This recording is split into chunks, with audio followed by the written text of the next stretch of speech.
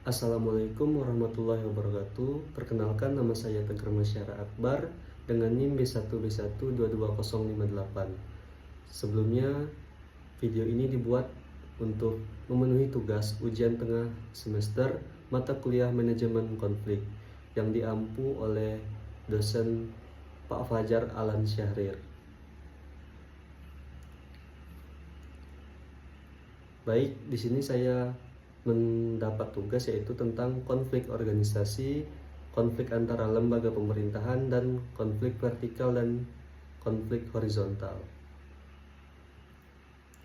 Nah, di sini konflik organisasi. Konflik organisasi adalah suatu kondisi yang muncul ketika terdapat ketidaksesuaian atau pertentangan antara dua pihak atau lebih dalam suatu organisasi, baik itu individu, kelompok, maupun antar departemen, yang dapat disebabkan oleh perbedaan tujuan, nilai, persepsi, kepentingan, atau sumber daya. Juga menurut ahli yaitu Robbins dan Judge, konflik organisasi didefinisikan sebagai sebuah proses yang dimulai ketika satu pihak merasa bahwa pihak lain telah atau akan secara negatif mempengaruhi sesuatu yang dianggap penting oleh pihak pertama.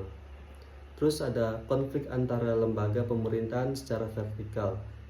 Konflik vertikal antara lembaga pemerintahan adalah konflik yang terjadi antara lembaga pemerintahan yang memiliki hubungan hierarkis, yaitu antara pemerintah pusat dan pemerintah daerah atau antara tingkatan pemerintahan yang berbeda.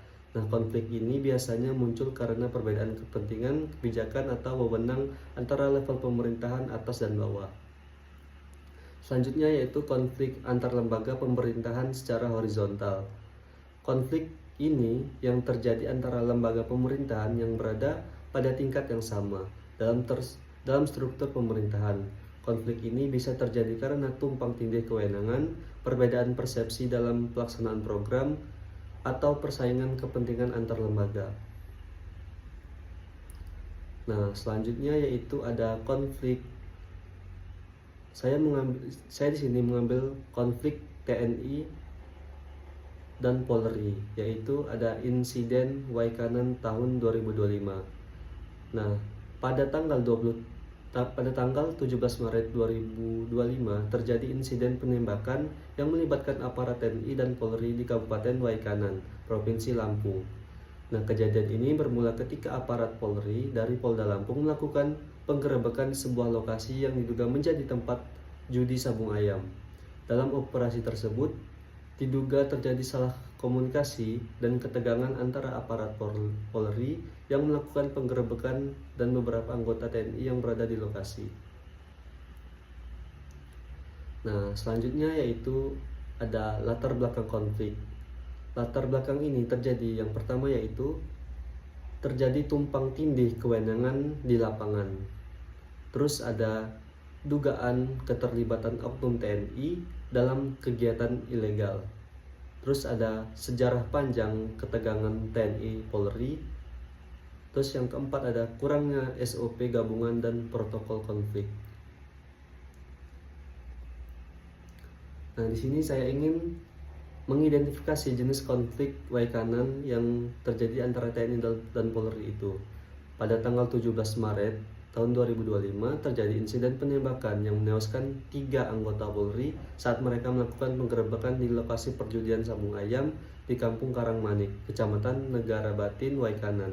Diduga penembakan dilakukan oleh 2 oknum anggota TNI yang terlibat dalam aktivitas ilegal tersebut.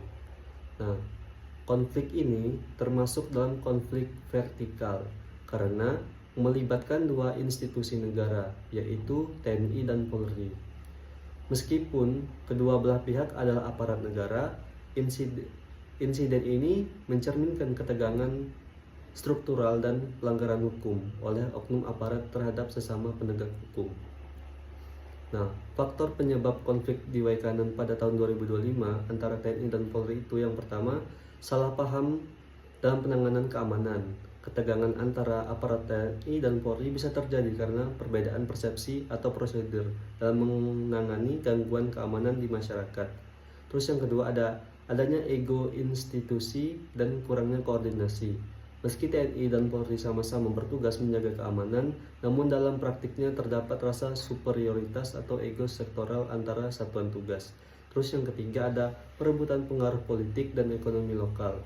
Di beberapa daerah, aparat seringkali ditarik dalam dinamika politik atau perebutan sumber daya lokal. Terus yang keempat yaitu ketiadaan sistem mediasi yang efektif. Tidak adanya sistem mediasi cepat antara TNI dan Polri saat terjadi gesekan mengakibatkan konflik tidak segera direndam. Nah, dampak terhadap tata kelola pemerintahan yang terjadi di konflik itu yang pertama ada terganggunya stabilitas keamanan daerah membuat masyarakat merasa tidak nyaman.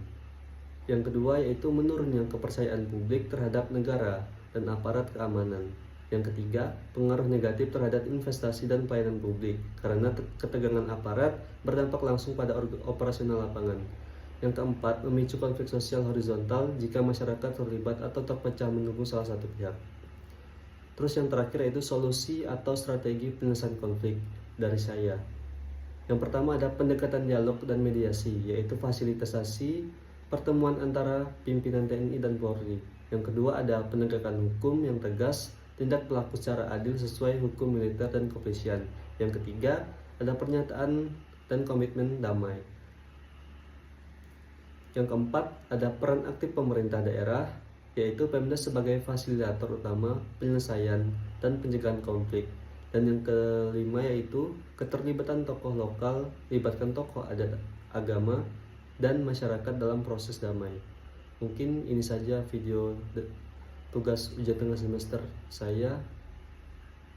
Kurang lebihnya mohon dimaafkan. Wabillahi taufiq wal hidayah. Wassalamualaikum warahmatullahi wabarakatuh.